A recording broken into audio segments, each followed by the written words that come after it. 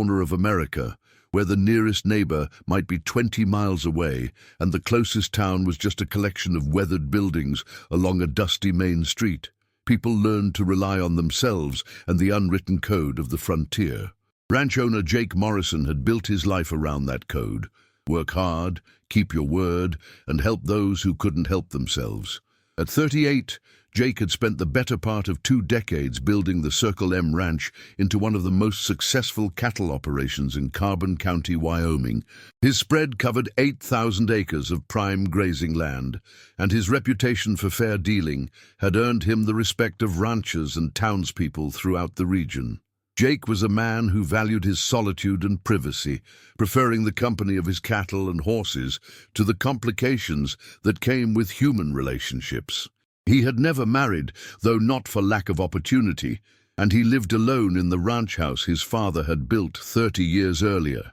But on a cold February morning in 1962, Jake's quiet life would be shattered when a desperate young woman appeared at his door, fleeing from men who meant to do her harm. The choice he made in that moment would test everything he believed about right and wrong, and would force him to confront dangers he had never imagined in his peaceful corner of Wyoming. What started as a simple act of human decency would escalate into a deadly confrontation that would reveal the dark secrets lurking beneath the surface of small-town America, and would prove that sometimes the greatest courage is found not in seeking out danger, but in refusing to step aside when danger comes looking for you.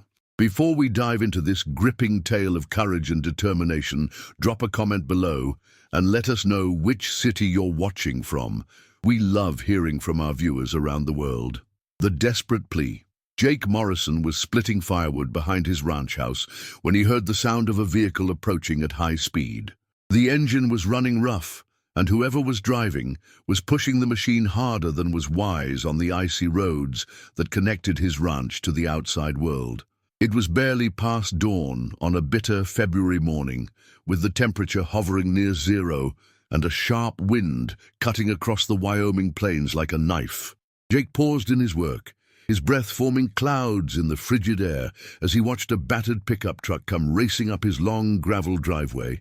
The truck was moving erratically, sliding on patches of ice and kicking up clouds of snow and gravel. As it got closer, Jake could see that the driver was having trouble controlling the vehicle, and he stepped back as the truck skidded to a stop just yards from where he was standing. The driver's door flew open, and a young woman stumbled out, nearly falling as her feet hit the icy ground. She was probably in her mid-20s, with long, dark hair and frightened eyes that darted constantly toward the road she had just traveled. Her clothes were torn and dirty, and Jake could see bruises on her face and arms that suggested she had been in some kind of struggle. "Please," she gasped, running toward Jake with desperation written across her features. "Sir, please don't let them take me. They're coming, and if they catch me—" She broke off, unable to finish the sentence as tears began streaming down her cheeks. Jake set down his axe and moved toward the young woman, his instincts telling him that she was in genuine danger. He had seen enough frightened animals in his years of ranching to recognize real terror when he saw it, and this woman was scared in a way that went beyond ordinary fear. "Slow down," Jake said gently, reaching out to steady her as she swayed on her feet. "You're safe here. Tell me what's wrong." The woman, who introduced herself as Elena Vasquez, explained that she had been working as a housekeeper for a wealthy family in Cheyenne when she had discovered something that had put her life in danger. She had overheard conversations and seen documents that revealed her employers were involved in illegal activities, and when they realized she knew too much, they had decided she needed to be silenced permanently. "I managed to get away last night," Elena explained, her voice shaking with exhaustion and fear. "But they have people looking for me, and they won't stop until they find me. I heard that you were a good man, someone who might help a person in trouble." Jake studied Elena's face, noting the genuine terror in her eyes, and the way she kept glancing toward the road as if expecting to see her pursuers appear at any moment. His instincts told him she was telling the truth, and his conscience wouldn't let him turn away someone who was clearly in desperate need of help. "What kind of illegal activities?" Jake asked. Elena hesitated, clearly afraid to reveal too much information. "Drug smuggling," she said finally. "They're bringing drugs up from Mexico and distributing them throughout Wyoming and Colorado. But it's bigger than that. They have connections to people in law enforcement and government who are helping them."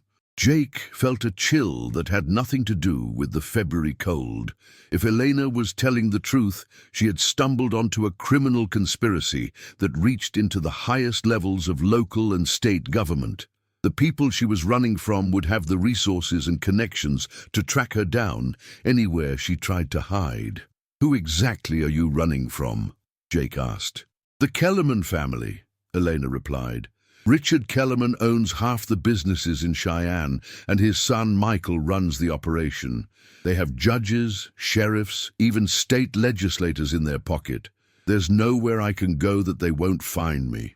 Jake had heard of the Kellermans, a wealthy and influential family that had been prominent in Wyoming politics and business for decades.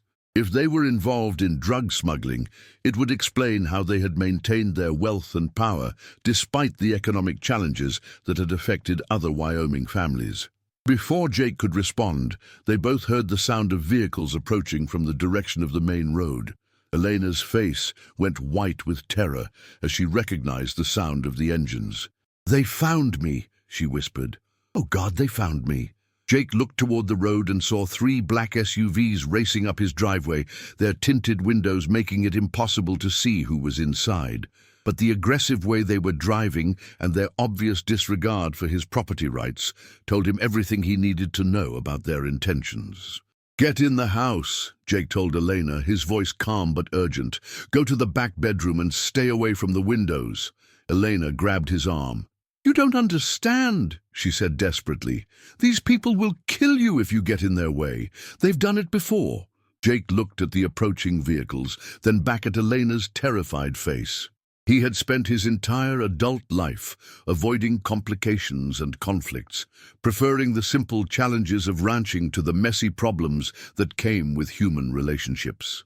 But he couldn't stand by and watch an innocent woman be dragged away by men who meant to harm her. "This is my property," Jake said firmly, "and you're under my protection now. Go inside and let me handle this." Elena hesitated for a moment, then ran toward the house as the 3 SUVs pulled up in front of the ranch house. Jake walked to his front porch, where he kept a loaded shotgun for dealing with predators that threatened his livestock. He wasn't looking for a fight, but he was prepared for one if it came to that. 6 men got out of the vehicles, all dressed in expensive suits that looked out of place in the rural Wyoming setting. Jake recognized the leader as Michael Kellerman, a man in his early 30s with the soft features and pale complexion of someone who had never done a day of manual labor in his life. "Mr. Morrison," Kellerman called out as he approached the porch, "I'm Michael Kellerman. I believe you have something that belongs to me." "I don't have anything that belongs to you," Jake replied, his hand resting casually on the shotgun. "And you're trespassing on my property." Kellerman smiled, but there was no warmth in the expression. "The woman who stole my truck is here. I can see the vehicle right there in your driveway. I want her back, along with some property she took from my house." "I don't know what you're talking about," Jake said, "and I suggest you and your friends get back in your vehicles and leave my property before someone gets hurt." Kellerman's smile faded, replaced by a cold stare that revealed the ruthless nature beneath his civilized exterior. "Mr. Morrison, you don't seem to understand the situation. The woman you're protecting is a thief and a criminal. She stole money and drugs from my family, and we intend to recover our property and see that she faces justice." "Then call the sheriff," Jake suggested. "If she's committed crimes, let the law handle it." "The law will handle it," Kellerman replied. "But first, we need to recover what she stole. Now step aside and let us search your property, or we'll have to do this the hard way." Jake raised the shotgun to his shoulder, pointing it directly at Kellerman's chest. "The only thing you're going to do is get off my land. This is private property, and you have no right to be here." The 5 men with Kellerman immediately reached for weapons concealed beneath their jackets, but Jake's shotgun was already aimed and ready to fire. For a moment, nobody moved, as both sides calculated their chances in what could quickly become a deadly confrontation. "You're making a serious mistake," Kellerman said quietly. "You have no idea who you're dealing with or what kind of trouble you're bringing on yourself." "I know exactly what I'm dealing with," Jake replied. "A bunch of criminals who think they can intimidate honest people because they have money and connections. Well, you picked the wrong ranch and the wrong rancher." Kellerman stared at Jake for a long moment, clearly not accustomed to having his authority challenged. Finally, he gestured to his men to lower their weapons. "This isn't over," Kellerman warned as he backed toward his vehicle.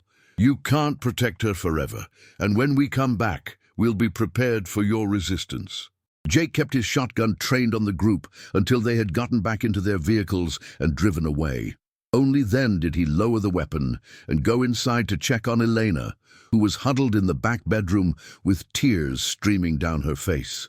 "They're gone for now," Jake told her, "but they'll be back, probably with more men and better weapons. We need to figure out what to do next." Elena looked at Jake with a mixture of gratitude and despair. "You should have let them take me," she said. "Now they'll come after you too, and they won't stop until they've destroyed everything you care about." Jake sat down across from Elena, studying her face as he considered their options. He could still turn her over to Kellerman and probably avoid further trouble for himself. But he had seen the fear in her eyes and the bruises on her body, and he knew that sending her back would be condemning her to torture and death. "Tell me everything," Jake said. "If we're going to fight these people, I need to know exactly what we're up against." Chapter 2. The Revelation. Over the next hour, Elena told Jake the full story of how she had become entangled with the Kellerman family and their criminal enterprise. She had been working as a housekeeper in their Cheyenne mansion for 6 months, grateful for the steady employment and good wages that allowed her to support her younger sister, who was attending college in Colorado. Elena had been careful to mind her own business and avoid getting involved in her employer's personal affairs, but the nature of her work meant that she was often in the house when the family thought they were alone, and she had gradually become aware that their wealth came from sources other than their legitimate businesses. "At first, I just noticed that they had a lot of visitors at strange hours," Eleanor explained. "Men who didn't look like businessmen, who would come to the house late at night and leave before dawn. And there were phone calls in Spanish, which I understood because my family came from Mexico."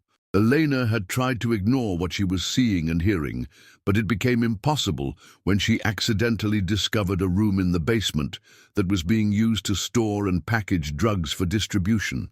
The operation was sophisticated and well organized, with connections that reached from Mexico to Canada.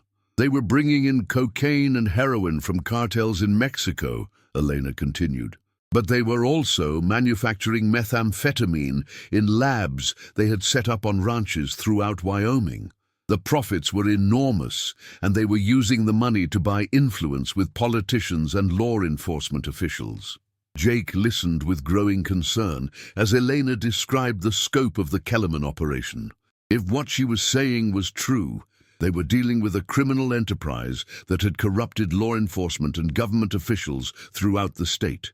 Fighting such an organization would be like going to war against an enemy that had unlimited resources and no moral constraints. "What made them realize you knew too much?" Jake asked. Elena's face darkened as she remembered the events that had forced her to flee. 3 nights ago, I was cleaning Mr. Kellerman's office when I found a list of names and addresses. At first, I thought it was just business contacts, but then I realized it was a list of people who had been causing problems for their operation. The list had included the names of law enforcement officers who couldn't be bought, journalists who were asking too many questions, and community leaders who were opposing the Kellerman's business interests. Next to each name was a notation indicating what action had been taken or was planned. Some had been bribed, others had been threatened, and a few had simply disappeared. I'd recognized some of the names. Eleanor said. People who had died in accidents or had suddenly left town without explanation. I realized I was looking at a murder list, and I knew I had to do something. Delana had photographed the list and several other documents with a camera she had borrowed from a friend, planning to take the evidence to federal authorities who might be outside the Kellerman's sphere of influence. But before she could act, Michael Kellerman had discovered that someone had been in his father's office. "He knew it was me," Elena said, "and there was no one else who could have accessed the office. He confronted me the next morning and demanded that I turn over any evidence I had taken. When I denied taking anything, he had his men search my room and my car." The search had turned up nothing since Elena had hidden the photographs in a safety deposit box at a bank in Laramie. But Michael Kellerman wasn't satisfied with her denials, and he had ordered his men to take her to one of their remote facilities for interrogation. "I knew that if they got me to that place, I would never come out alive," Elena said. "So I fought back when they tried to put me in their car. I managed to get away and steal one of their trucks, but I knew they would be looking for me." Jake understood now why Elena was so terrified and why the Kellermans were so determined to recapture her. She possessed evidence that could destroy their entire operation and send dozens of people to prison for life. They couldn't afford to let her escape, and they would use every resource at their disposal to track her down. "Where are the photographs now?" Jake asked. "In a safety deposit box at First National Bank in Laramie," Elena replied, "but I can't get to them without putting myself in danger. The Kellermans probably have people watching the bank." Jake considered their options. They could try to contact federal authorities, but Elena was right that the Kellermans had connections throughout law enforcement. They could try to flee the state, but the Kellermans had the resources to track them anywhere they went. Or they could try to retrieve the evidence and find a way to expose the criminal operation before the Kellermans could silence them permanently. "We need help," Jake said finally. "Someone with the authority and resources to take on the Kellermans and their organization." Elena shook her head. "There's no one we can trust. They have people everywhere, police, judges, politicians. Anyone we contact could be working for them." Jake thought about the problem for several minutes, trying to identify someone who might be outside the Kellerman's sphere of influence. Finally, he remembered a conversation he had had with a federal agent several years earlier, when rustlers had been stealing cattle from ranches throughout the region. "There's an FBI agent named Frank Rodriguez who worked a cattle rustling case a few years ago," Jake said. "He seemed like an honest man, and he's based out of Denver, which might put him outside the Kellerman's reach." Elena looked skeptical. "How do you know he's not working for them too?" "I don't," Jake admitted. "But we have to trust someone, and he's the best option I can think of." Jake spent the next hour trying to contact Agent Rodriguez, finally reaching him at the FBI field office in Denver. Rodriguez remembered Jake from the cattle rustling investigation and agreed to listen to what Elena had to say about the Kellerman organization. "If what you're telling me is true," Rodriguez said after Jake had outlined the situation, "then we're dealing with one of the largest drug trafficking operations in the Rocky Mountain region. But I'll need solid evidence before I can move against people with the Kellerman's political connections." Jake explained about the photographs Elena had hidden in the safety deposit box, and Rodriguez agreed to meet them in Laramie to examine the evidence. But he warned that retrieving the photographs would be extremely dangerous, since the Kellermans would almost certainly have the bank under surveillance. "We'll need to create a distraction," Rodriguez said. "Something that will draw their attention away from the bank long enough for us to get the evidence." Jake had an idea, but it would require him to put himself in extreme danger. "What if I let them think Elena is still at my ranch? If they're focused on trying to capture her there, they might not notice when she slips into town to get the photographs." Rodriguez was quiet for a moment, considering the plan. "That could work, but it would put you at serious risk. These people won't hesitate to kill you if they think you're standing in their way." "I understand the risks," Jake said, "but Elena doesn't deserve to die because she tried to do the right thing. If we can expose these criminals and put them in prison, it will be worth whatever happens to me." Elena grabbed Jake's arm. "I can't let you do this," she said. "You've already done more than enough to help me. I won't let you sacrifice your life for mine." Jake looked at Elena's face, seeing the same determination that had driven her to risk everything to expose the Kellerman's crimes. "This isn't just about you anymore," he said. "These people have been poisoning communities throughout Wyoming with their drugs, and they've been corrupting our government and law enforcement. Someone has to stop them." Agent Rodriguez agreed to coordinate with Jake and Elena to retrieve the evidence and build a case against the Kellerman organization. But he warned that they would have only one chance to succeed, and that failure would likely mean death for all of them. As they finalized their plans, Jake realized that his quiet life as a Wyoming rancher was over forever. Whether they succeeded or failed in their mission against the Kellermans, he would never again be able to live in peaceful isolation on his ranch. But as he looked at Elena's grateful face and thought about the communities that had been damaged by the Kellerman's criminal enterprise, he knew he had made the right choice. The battle against the Kellerman organization was about to begin, and Jake Morrison was prepared to risk everything to ensure that justice prevailed. The trap. The plan they devised was simple but dangerous. Jake would return to his ranch and make it appear that Elena was still hiding there, while Elena and Agent Rodriguez would travel to Laramie to retrieve the photographs from the safety deposit box. If everything went according to plan, they would have the evidence they needed to bring down the Kellerman organization before the criminals realized they had been outmaneuvered. Jake drove back to his ranch alone, knowing that the Kellermans would have the property under surveillance. He made no attempt to hide his presence, going about his normal ranch activities while occasionally glancing toward the windows of his house as if checking on someone inside. The deception worked. Within hours of his return, Jake spotted vehicles positioned at various points around his property, their occupants watching his every move through binoculars and telephoto lenses. The Kellermans were convinced that Elena was still at the ranch, and they were preparing for another attempt to capture her. Meanwhile, Elena and Agent Rodriguez made their way to Laramie, using back roads and taking precautions to avoid detection. Rodriguez had arranged for backup from other federal agents, but they would have to move quickly once they retrieved the evidence, since the Kellermans would realize they had been deceived as soon as they discovered Elena wasn't at the ranch. The safety deposit box contained more evidence than Elena had initially described. In addition to the photographs of the murder list and other incriminating documents, she had also taken pictures of financial records that showed how the Kellermans were laundering their drug money through legitimate businesses and political campaigns. "This is enough to bring down their entire operation," Rodriguez said as he examined the evidence.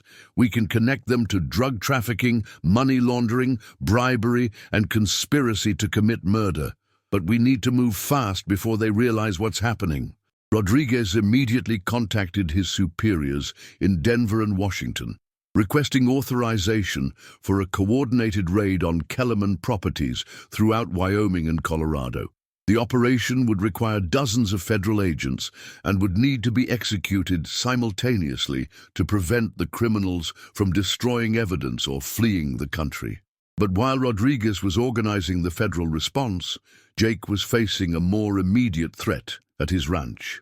The Kellermans had grown impatient with their surveillance operation and had decided to take direct action to capture Elena. Jake was feeding his cattle when he saw a convoy of vehicles approaching his ranch from multiple directions. This time, there were at least 20 men, all heavily armed and equipped with military-style weapons and equipment.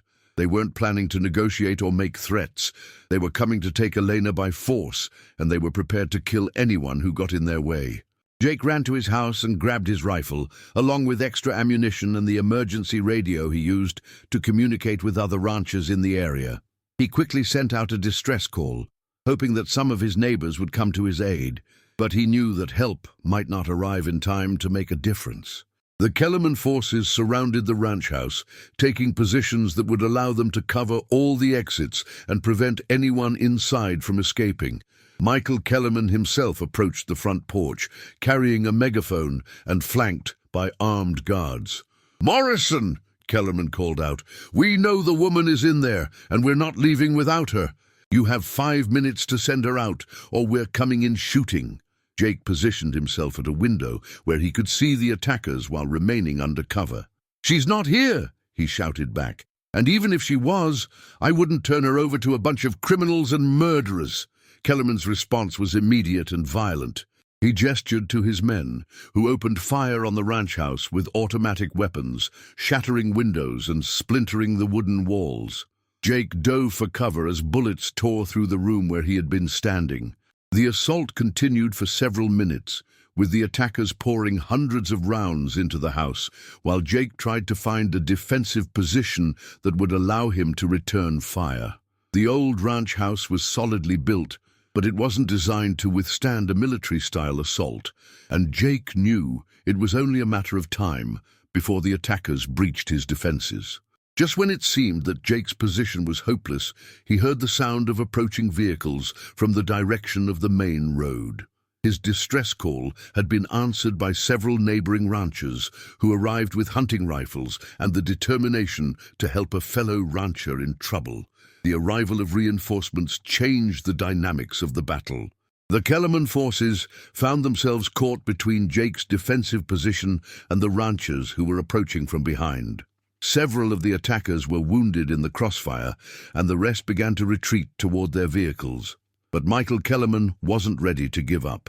Realizing that his assault had failed and that law enforcement would soon be responding to reports of gunfire, he decided to cut his losses and eliminate the primary witness to his family's crimes. Kellerman grabbed a rifle from one of his wounded men and began advancing toward the ranch house, firing as he moved. His intention was clear. He was going to kill Jake Morrison, even if it meant sacrificing his own life in the process. Jake saw Kellerman approaching and knew that this was the moment of truth. He stepped out onto his front porch, his rifle raised and ready, prepared to face the man who had brought violence and corruption to his peaceful corner of Wyoming. The two men faced each other across the ranch yard, each knowing that only one of them would survive the confrontation. For a moment, time seemed suspended as they took aim at each other, the fate of Elena Vasquez and the future of justice in Wyoming hanging in the balance. The shots rang out simultaneously, echoing across the high plains and marking the climax of a battle that had begun with a desperate woman's plea for help and had escalated into a war between good and evil in the American West. The Reckoning. The gunfight between Jake Morrison and Michael Kellerman lasted only seconds, but those seconds determined the fate of everyone involved in the conspiracy that had corrupted Wyoming's law enforcement and government. When the smoke cleared, Kellerman lay dead in the ranch yard, while Jake had suffered a serious wound to his shoulder but was still alive. The surviving members of Kellerman's assault team surrendered immediately when they realized their leader was dead, and that federal agents were arriving to take control of the situation. Agent Rodriguez had coordinated the timing of the federal raids with Jake's confrontation, ensuring that the Kellerman organization would be dismantled before they could regroup or destroy evidence. The raids were spectacularly successful, with federal agents arresting dozens of people connected to the drug trafficking operation, including several prominent politicians and law enforcement officials who had been taking bribes from the Kellermans. The evidence Elena had gathered proved to be the key that unlocked the entire conspiracy, providing prosecutors with the documentation they needed to secure convictions against the organization's leadership. Elena herself had remained in protective custody during the final confrontation, but she emerged from hiding to testify before a federal grand jury that indicted over 40 people on charges ranging from drug trafficking to conspiracy to commit murder. Her courage in coming forward and her willingness to risk her life to expose the truth made her a hero to law enforcement officials and community leaders throughout the region.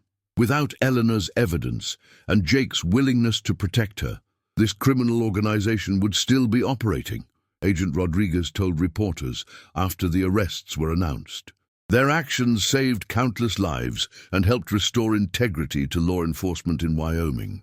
The trials that followed revealed the full scope of the Kellerman organization's criminal activities. The family had been operating drug trafficking networks throughout the Rocky Mountain region for over a decade, using their wealth and political connections to avoid prosecution while poisoning communities with illegal drugs and corrupting government officials. Richard Kellerman, the family patriarch, was sentenced to life in prison without the possibility of parole, while other members of the organization received sentences ranging from 10 to 30 years. Several corrupt law enforcement officials and politicians were also convicted and sentenced to significant prison terms. The cleanup of Wyoming's law enforcement and government took months to complete, with federal authorities working to identify and remove officials who had been compromised by the Kellerman organization. New leadership was installed in several sheriff's departments and government agencies, and new procedures were implemented to prevent similar corruption in the future. For Jake Morrison, the aftermath of the confrontation brought both recognition and challenges. He was hailed as a hero by media outlets throughout the country, with his story becoming a symbol of the courage and integrity that defined the best of American values. But the attention was unwelcome to a man who had always valued his privacy and solitude. More significantly, Jake's ranch had been severely damaged during the gun battle, and the medical expenses from his injuries had created financial hardships that threatened his ability to continue operating his cattle business. The isolation that had once been his greatest asset had become a liability, as the remote location made it difficult to rebuild and recover from the attack. Elena Vasquez, meanwhile, had used her experience to become an advocate for victims of organized crime and government corruption. She worked with federal agencies to develop programs that would protect witnesses and encourage people to come forward with information about criminal activities. Her sister completed college and became a lawyer, inspired by Elena's courage to pursue a career in criminal justice. "Jake Morrison saved my life," Elena said during one of her speaking engagements. "But more than that, he showed me that there are people in this world who will risk everything to do what's right, even when it's dangerous and difficult." The relationship between Jake and Elena had evolved during their shared ordeal, growing from a simple act of protection into a deep friendship based on mutual respect and shared values.